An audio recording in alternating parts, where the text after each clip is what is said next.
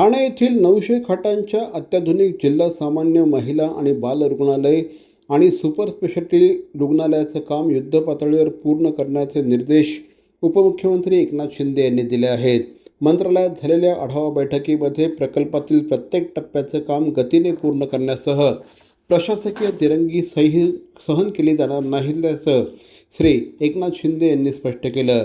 रुग्णालयाची इमारत पूर्ण झाली असून वीज जोडणी, आधुनिक वैद्यकीय उपकरणांची खरेदी, स्वच्छता आणि शासनाने मंजूर केलेली 1078 पदं तातडीने भरण्याचे आदेश उपमुख्यमंत्र्यांनी दिले.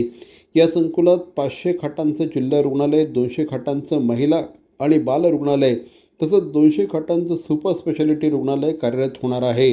कार्डिओलॉजी, न्यूरोलॉजी, नेफ्रोलॉजी, ऑन्कोलॉजीसह 16 ऑपरेशन थिएटर आणि हेलिपॅडची सुविधा देखील या ठिकाणी उपलब्ध असणार आहे.